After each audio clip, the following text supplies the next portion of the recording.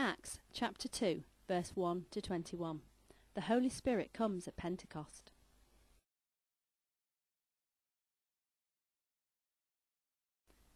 When the day of Pentecost came, they were all together in one place. Suddenly the sound of a blowing of a violent wind came from heaven and filled the whole house where they were sitting. They saw what seemed to be tongues of fire that separated and came to rest on each of them.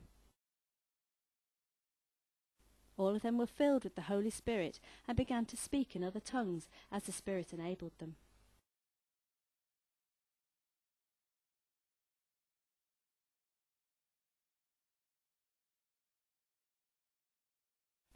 Now there were staying in Jerusalem God-fearing Jews from every nation under heaven.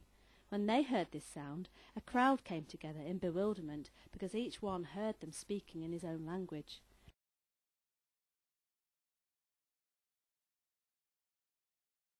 Utterly amazed, they asked, "Are not all these men who are speaking Galileans?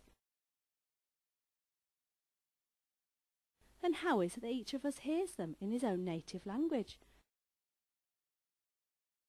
Parthians, Medes and Elamites, residents of Mesopotamia, Judea and Cappadocia, Pontus and Asia, Phrygia and Pamphylia, Egypt and the parts of Libya near Cyrene, visitors from Rome, both Jews and converts for Judaism, Cretans and Arabs, we hear them declaring the wonders of God in our own tongues."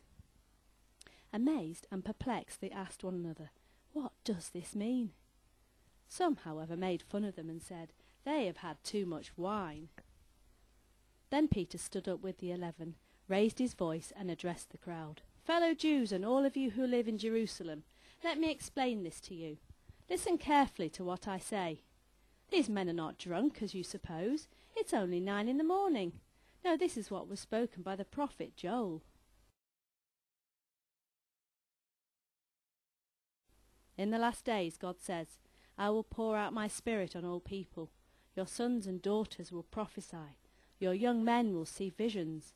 Your old men will dream dreams.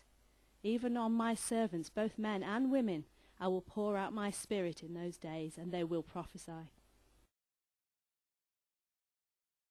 I will show wonders in the heaven above and signs on the earth below, blood and fire and billows of smoke. The sun will be turned to darkness and the moon to blood,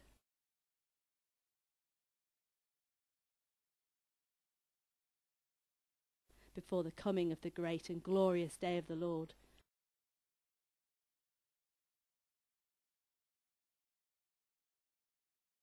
And everyone who calls on the name of the Lord will be saved."